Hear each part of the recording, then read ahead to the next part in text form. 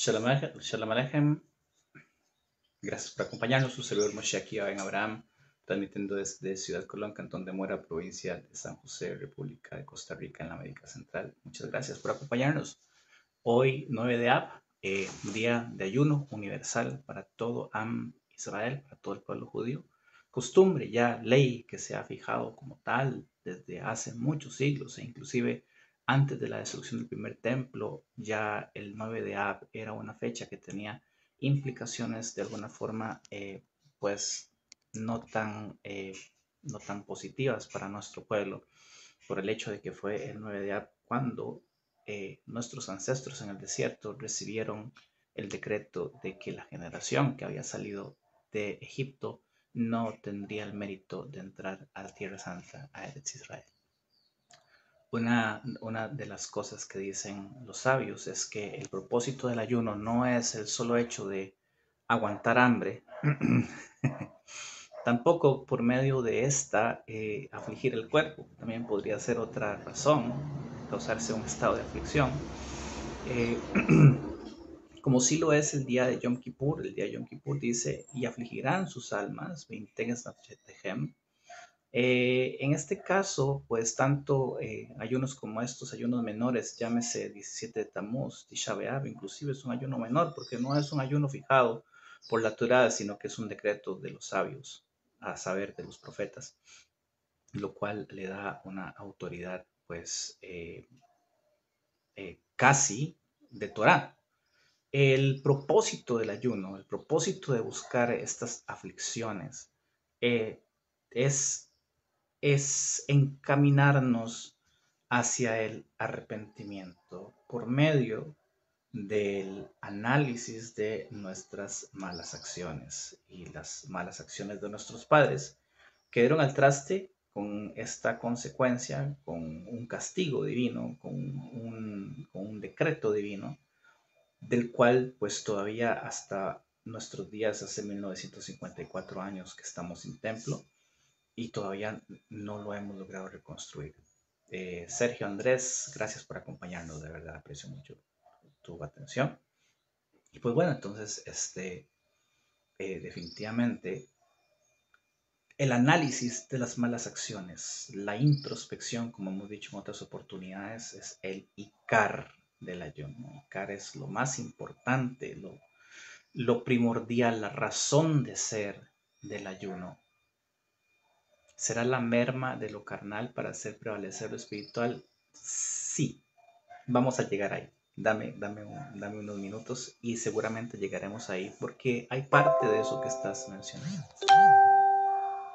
Entonces, el tema, como estamos hablando, es el análisis, es la introspección. Como bien lo menciona Sergio Andrés en su comentario, pues también la merma de lo carnal hace prevalecer lo espiritual.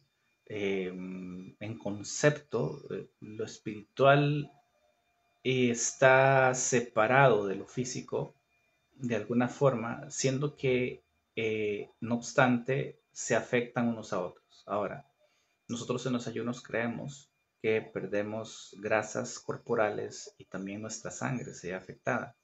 Y hay una afirmación que decimos al final de cada ayuno, en la hora de Minja, que es que esta pérdida de sangre y carne, o sea, de sangre y grasa que sufre nuestro cuerpo al ayunar, sea considerado como si uno mismo se hubiera ofrecido como un sacrificio de aquellos que se ofrecían en el templo, de los cuales la sangre y la grasa eran presentadas en el altar, o se untaba la sangre en el altar y la grasa se quemaba en las diferentes piras que tenía el altar. Nosotros esperamos que un efecto así, semejante al de los sacrificios, suceda cuando ofrecemos un ayuno. Ahora, el fin del análisis de nuestras malas acciones no tiene como fin el simple hecho de analizarlas y decir, oh, qué malo he sido, sino más bien deberíamos pensar en que esta introspección, este análisis, esta consideración de nuestras acciones eh, tenga como fin el arrepentimiento. El arrepentimiento es una acción, si se me permite decir, es un ejercicio racionalizado, es un ejercicio pensado No es el simple hecho de llegar a un templo como hacían algunas personas, como hacían alguna religión. Y dice, usted se arrepiente de todas sus malas obras. Sí, yo me arrepiento. Lloran y se revuelcan, le salen mocos de la nariz, gritan, experimentan una experiencia, valga la redundancia, o una experiencia emocional en donde sí, la persona, al verse expuesto a sí mismo y considerar sus malas acciones, tiende a tener tiende a tener un quebranto emocional momentáneo, porque todo lo emocional es momentáneo, sin que este quebranto, sin que este bajonazo, por decirlo así, eh, eh, eh, tenga, tenga un efecto duradero. El arrepentimiento emocional la demostración emocional de arrepentimiento es algo que dura hasta ahí, ¿no? Y una vez que de alguna forma volvamos otra vez a nuestra vida normal post este acto, porque sí que lo es un acto, eh, vamos a continuar con nuestra vida normal, exponiéndonos y de alguna forma participando en lo mismo o en las mismas acciones las cuales nos habíamos comprometido, motivados por la emoción alterada a dejar. Ahora, estas manifestaciones paganas, pues quedan ahí, ¿no? Es algo que es una manifestación que es producto de una influencia momentánea, temporal, de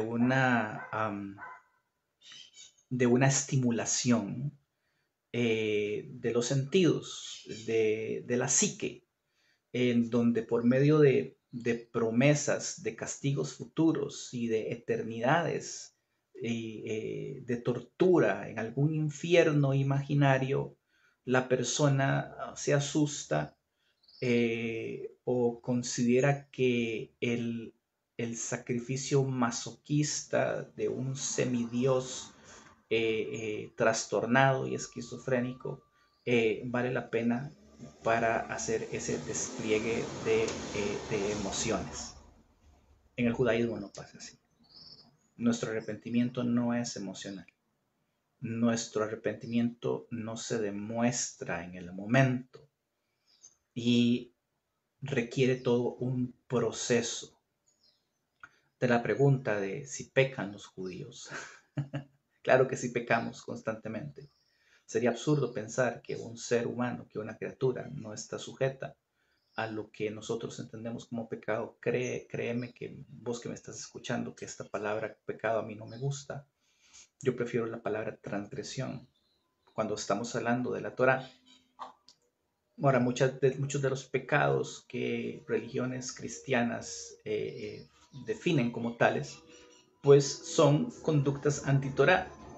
El problema es que en el caso de ellos decidieron que iba a ser pecado y que no.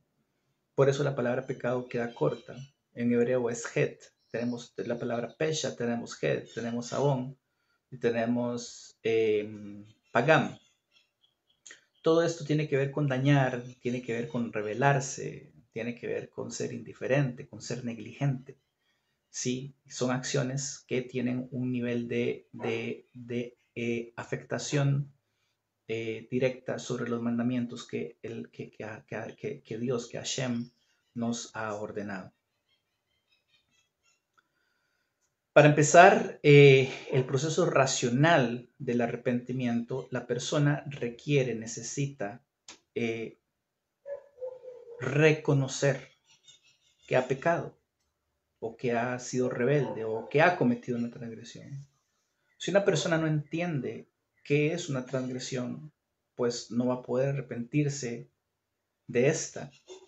Si una persona no entiende que ciertas conductas, acciones e inclusive pensamientos, llevándolo a un nivel más extremo, constituyen una rebeldía declarada, descarada, en contra del Creador que ordenó esa conducta, actitud, entonces no podrá arrepentirse.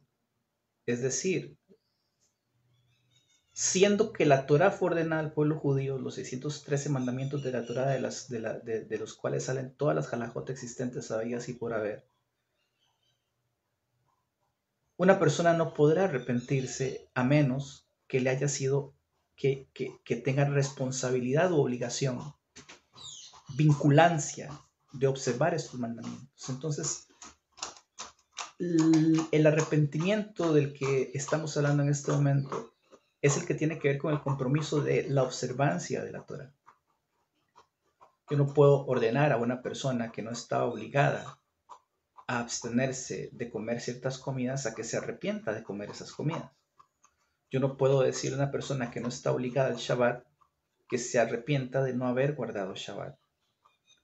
Entonces, lo primero es el reconocimiento. Decíamos, lo primero es el reconocimiento de que existe esta actitud regulada, esta conducta regulada por la Torá, la cual deberíamos ejecutar, o la cual deberíamos vivir según los lineamientos de la Torá.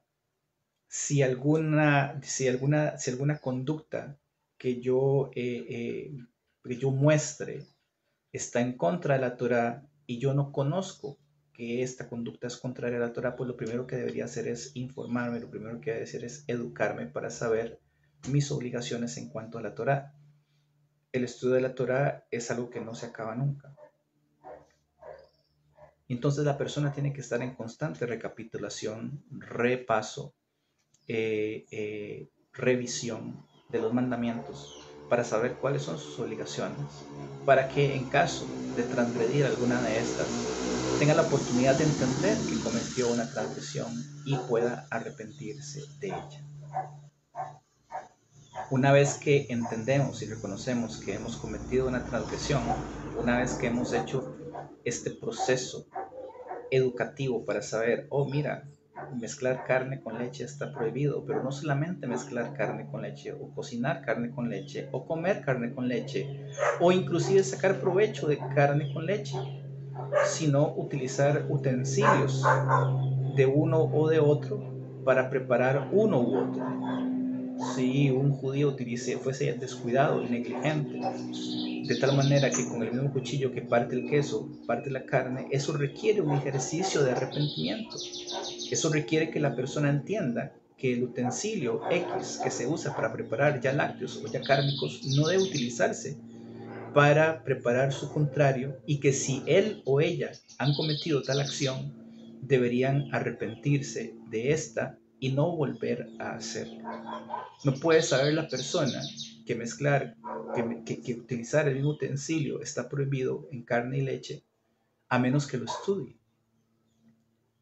Entonces, este reconocimiento viene por medio del estudio. En otras entregas hemos hecho eco de lo que dice la Gemara, una sugía hermosa que a mí me encanta.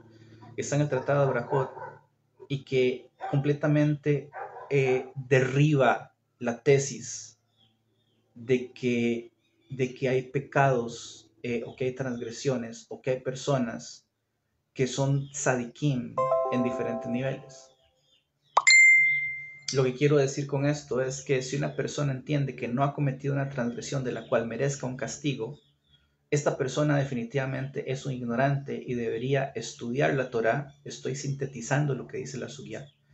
Debería estudiar la Torá para entender de que en algo debió haber pecado y por lo tanto merece el castigo. Porque sí, las transgresiones generan castigos.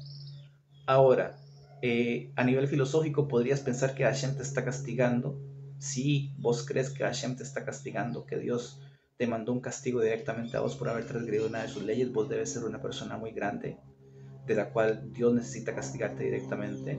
O podemos entender lo que dice la Mishnah. Dice mitzvah, ¿ves? ¿Cómo es que dice? Una mitzvah engendra una mitzvah, o sea, un mandamiento, el cumplimiento de un mandamiento engendra que puedas cumplir otro mandamiento, y una transgresión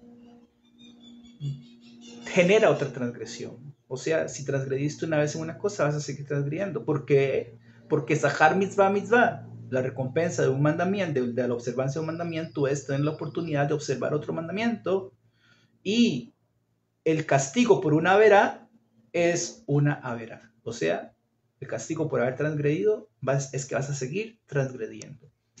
Dicho de otro modo, en palabras más bonitas, si una persona se aleja de la Torah un día, la Torah se va a alejar de esa persona dos, ya no son dos, son tres.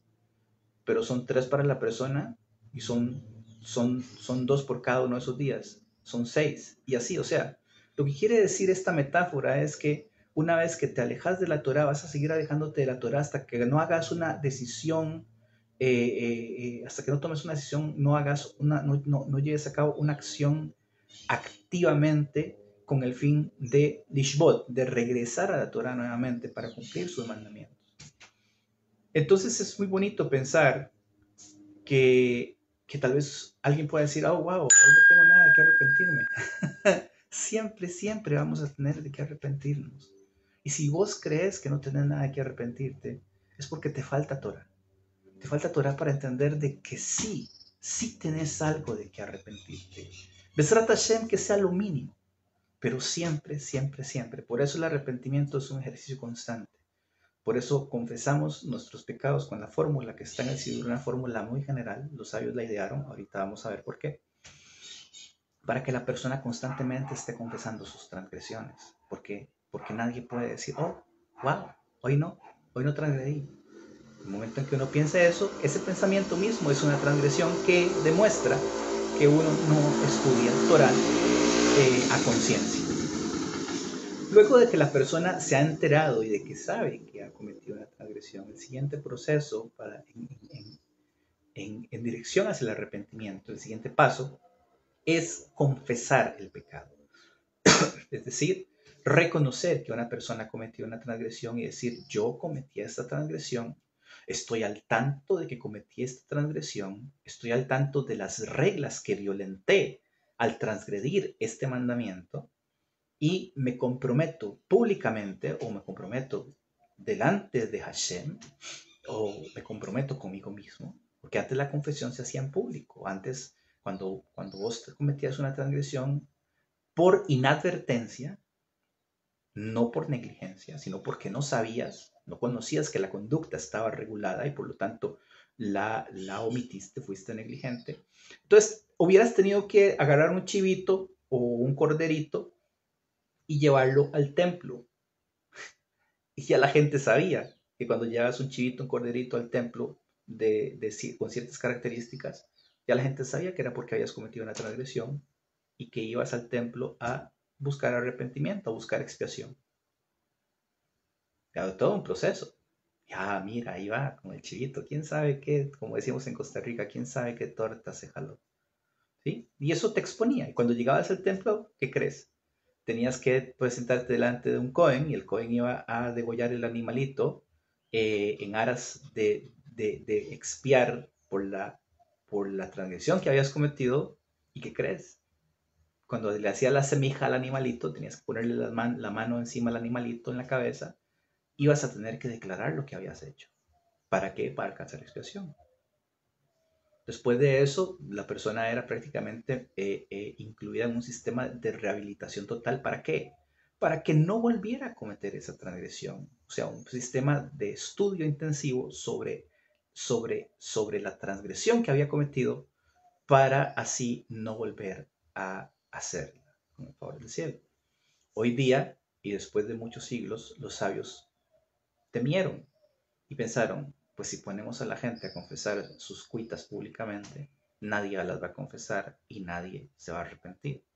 Entonces, ¿qué hacemos? Bueno, pues que cada quien haga su confesión a conciencia y demos una fórmula general, Ashano, Bagano, Gozalno, Divarno, Dofi, Hevino, Virshano, etcétera, etcétera, etcétera, que incluya las generalidades de todas las transgresiones que puedan existir y que la persona ahí en solitario, en la privacidad de su corazón, confiese sus pecados delante de aquel que todo lo perdona, delante de aquel que tiene su mano abierta para recibir a las personas que se arrepienten y pues que adquiera expiación y que adquiera perdón por eso.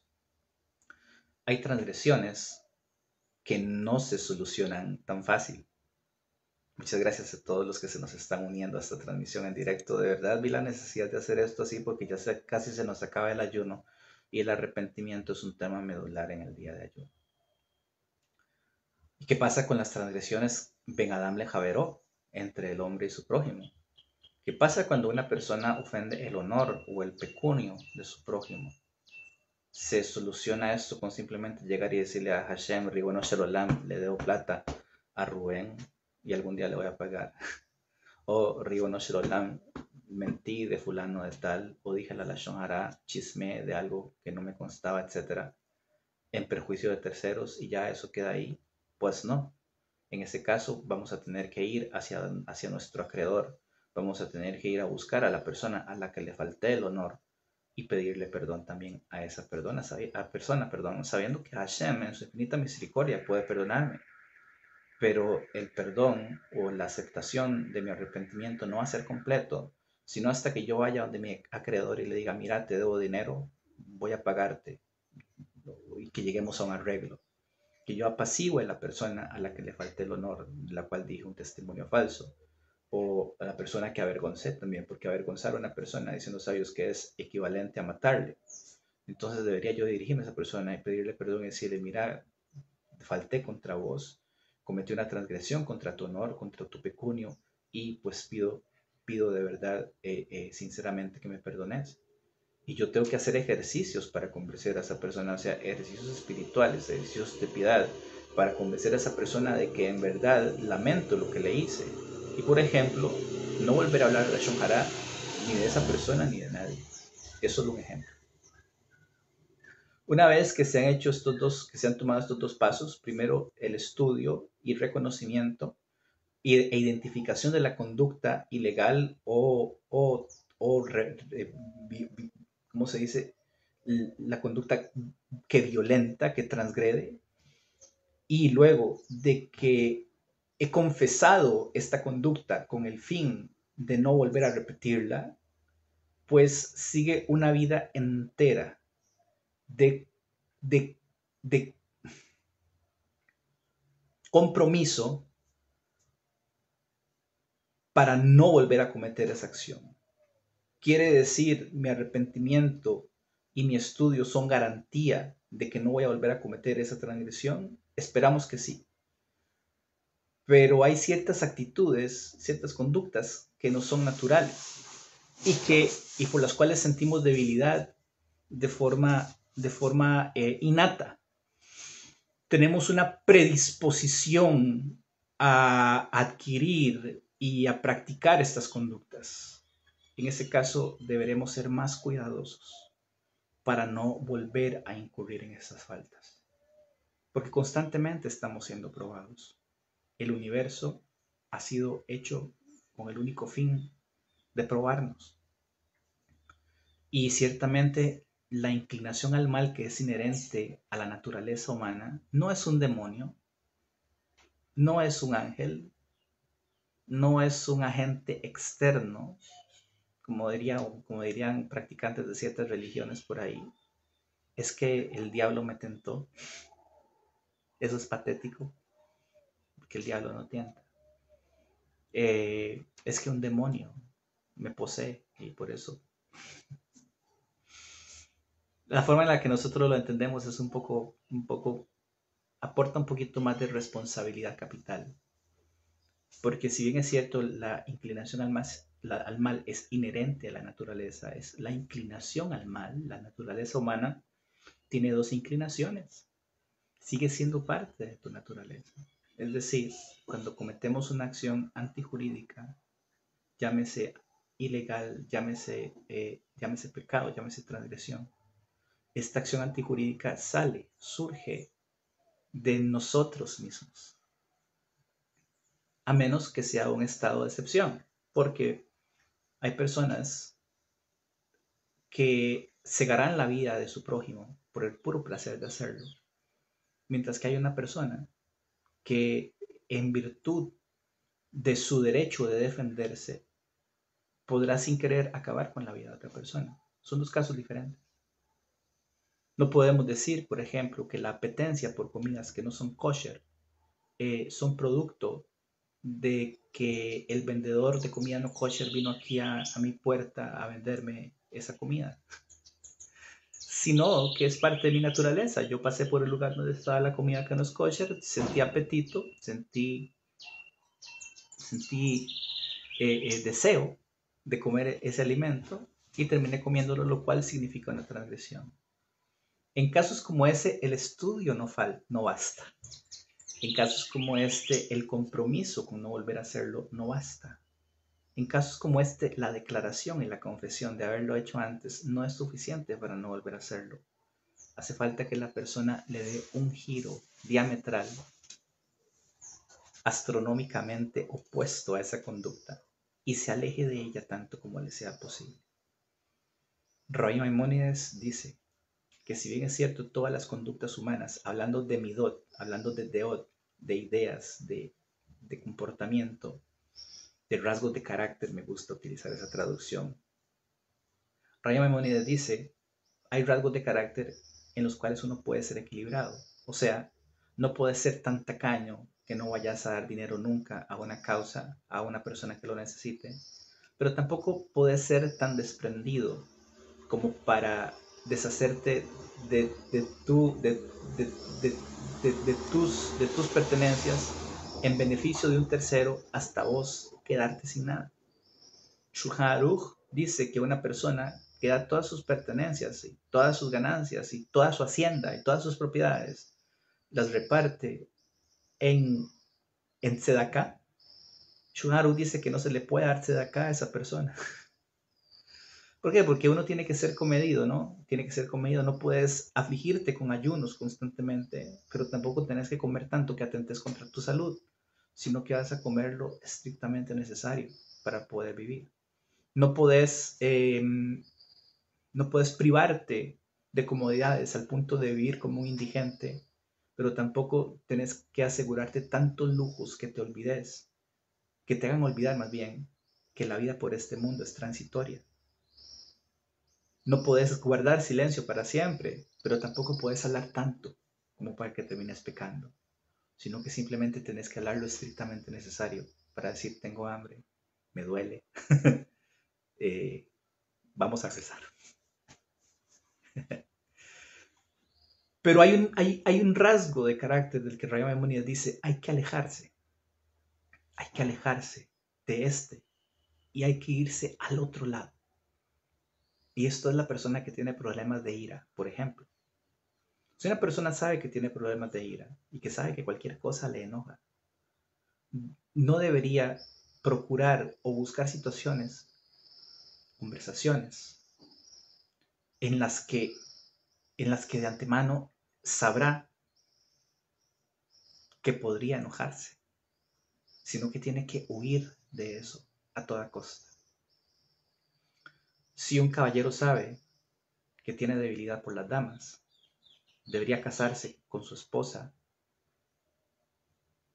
y vivir en función de ella para siempre, bloquear todo lo que tenga en redes sociales, bloquear cualquier contacto que tenga y procurar no tener encuentros furtivos con damas de ninguna especie para no transgredir, para no violentar, para no ponerse en peligro en cuanto a este tema. Si una persona sabe que tiene debilidad por ciertas comidas que no son kosher, debería procurar no comer, no debería, o sea, no comer, debería alejarse de situaciones en las que naturalmente comería de esas comidas. Así lo dice Rabbi Maimónides en Hilot Shuvah, que estoy a punto de empezar a leer, porque como esta es una transmisión en directo, el tiempo no me importa.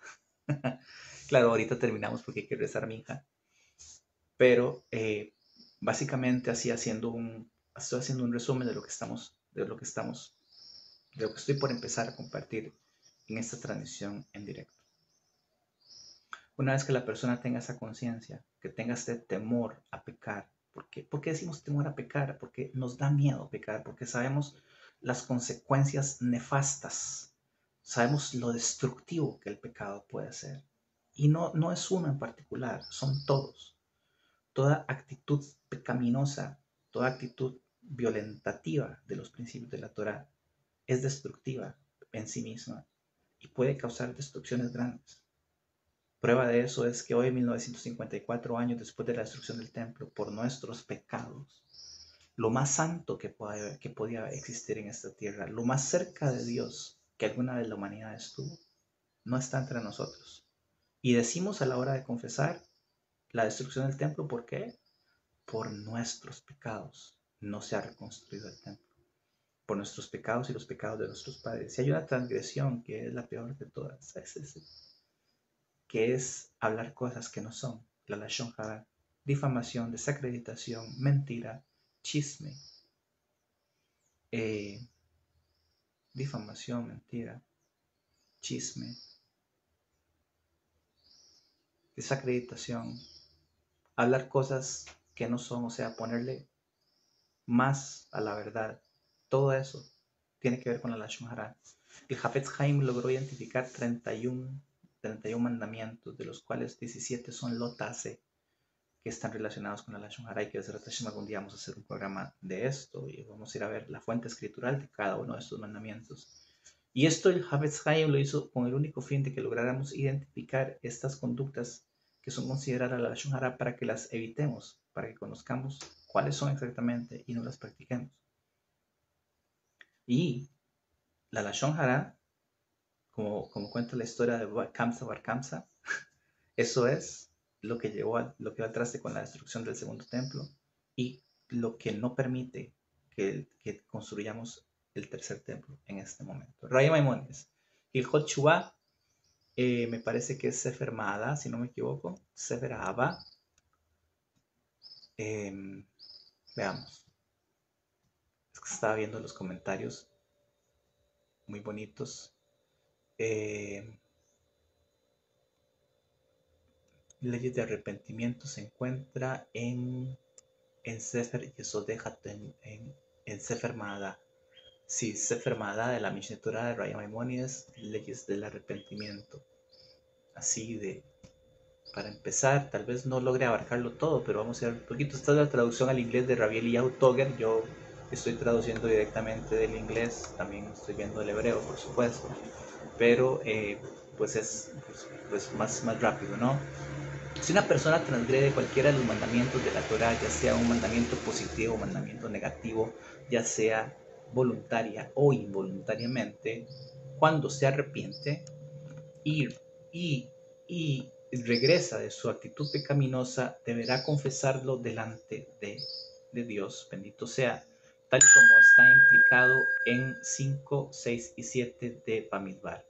Si una persona, hombre o mujer, comete cualquiera de los pecados con los cuales la persona suele transgredir, deberá confesar su pecado que ha cometido.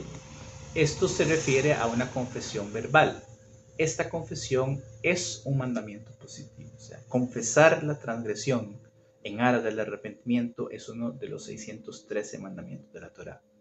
¿Cómo confesará la persona? Te ruego, Dios mío, he pecado, he transgredido, he cometido una rebelión delante de usted al hacer cualquiera de las siguientes cosas. Por lo tanto, yo me arrepiento y siento vergüenza por mis malas acciones y prometo no volver a repetir esta acción jamás. Estos son los elementos esenciales de la plegaria de confesión. Dirigirse a Hashem, aceptar la culpa, decir a qué se debe esa culpa y comprometerse a no volver a hacerlo. Quien quiera que confese y elabore en este asunto es digno de encomio. O sea, entre más detallada sea la confesión, la persona adquirirá misericordia. Ahora, hay un principio que dice que yo no puedo acusarme a mí mismo. Yo no voy a decir, Dios mío, soy un malvado, soy un rasha, soy imperdonable, soy una escoria. No, simplemente saber que parte de nuestra, que la transgresión, la pecaminosidad es una parte de nuestra naturaleza que está influida por nuestra inclinación al mal inherente y que pues entonces debemos buscar la manera de controlarla, y si no la controlamos, pues arrepentirnos inmediatamente. Cosa importante, el arrepentimiento debe ser inmediato. No, hay personas que erróneamente piensan, ya cometí un pecado, ya Dios no me quiere. Ya, no, arrepentite, Hashem te va a querer, Hashem te va a querer inclusive si pecas, pero te va a querer más si te arrepentís, ¿sí? Es que sea, oh, no, ya no tiene caso, no, otra vez cometí el mismo pecado, no me puedo arrepentir. No, si puedes arrepentirte. Roy Moshe Steinerman en su libro Davar Yom Le Yomó dice que la chubá, basado en las enseñanzas de Rabbi Nachman de Breslev, que el arrepentimiento es una fuerza tan grande en el universo que ejerce efecto inclusive antes de que lo necesitemos. Y también hemos descubierto que de todas las fuerzas que existen en el universo, la única a la que Hashem no se puede oponer es el arrepentimiento. En algún momento se dijo, fulano de tal no tiene perdón. Y este fulano creyó que era cierto. Pero en realidad lo que Hashem quería era que ese fulano buscara cómo arrepentirse. Él no lo entendió. Aquellas personas que traen ofrendas, o sea, Korbanot, Hatat o Asham, deben también confesar sus transgresiones cuando traen sus sacrificios por una transgresión voluntaria o involuntaria. Sus sacrificios no ejercerán expiación por sus pecados hasta que ellos se arrepientan, o sea, se comprometan a no volver a hacerlo y hagan la confesión por sus pecados, tal y como lo implica en Vayikra 5:5.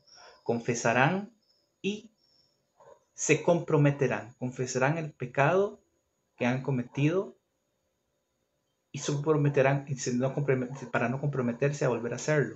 De igual manera, aquellos obligados a ser ya sea ejecutados o castigados por un tribunal rabínico no adquirirán expiación ni siquiera por medio de su muerte o de los azotes que se les puedan propinar. En aquellos tiempos se hacía algo así por ley, a menos que se arrepientan y confiesen.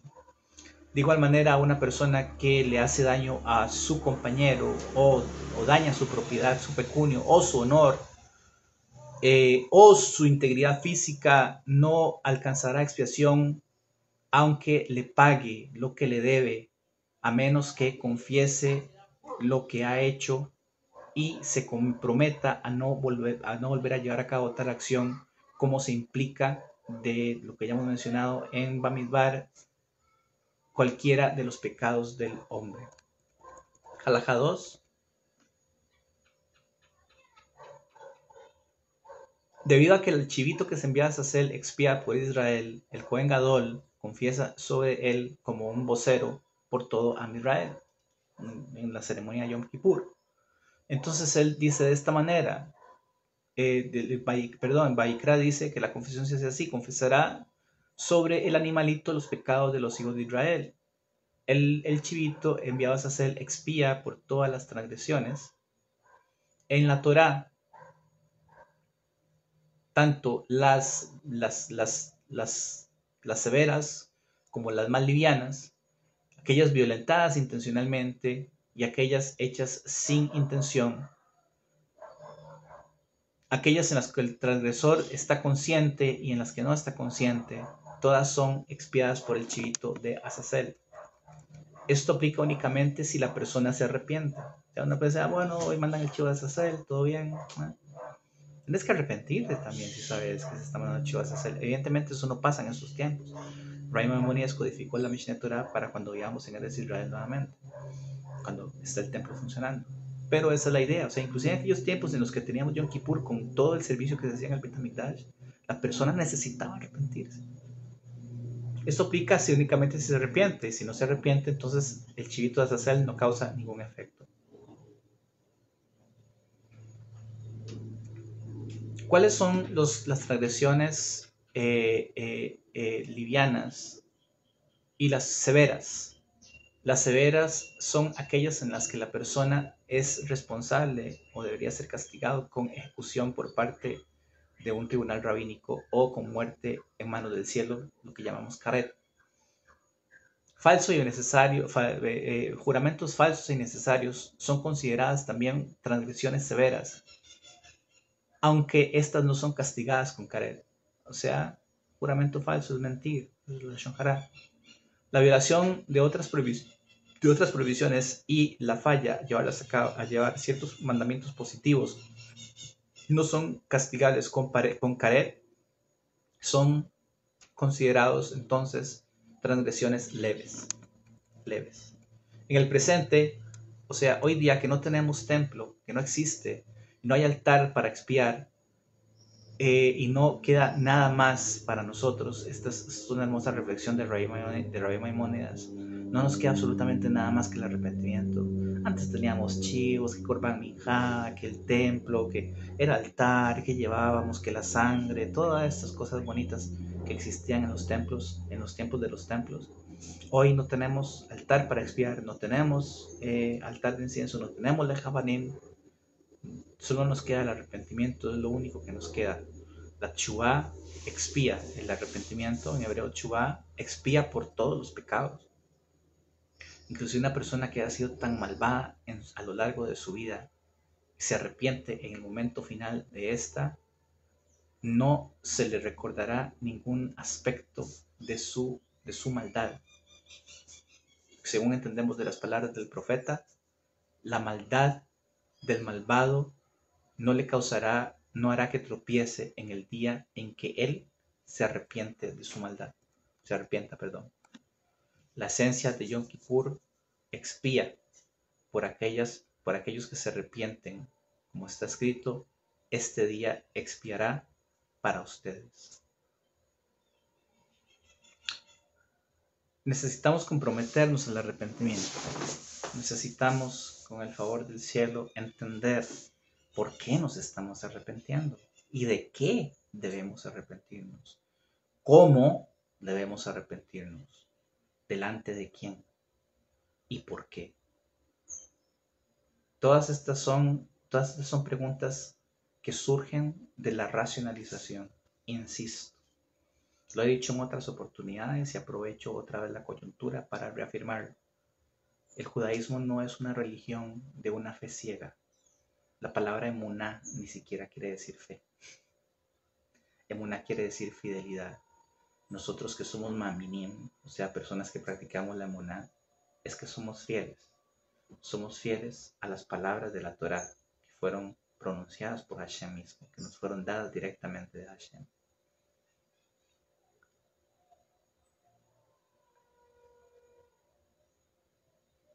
Como tal, la razón es necesaria en todos los aspectos de nuestra vida. Pues que a veces el judío tiende a ser tan frío, tan pétreo en ciertas cosas, porque la razón gobierna nuestras vidas, o en el mejor de los casos debería gobernar nuestras vidas, con el favor del cielo. El arrepentimiento es parte de esa racionalización. Es irracional cometer acciones que nos van a asegurar una retribución, llámese negativa. Por eso a la hora de arrepentirnos, racionalizamos este arrepentimiento y decimos, ¿qué debo hacer?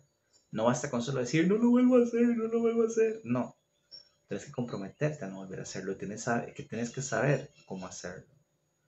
La mejor manera para arrepentirse de las transgresiones es el estudio de la Torá.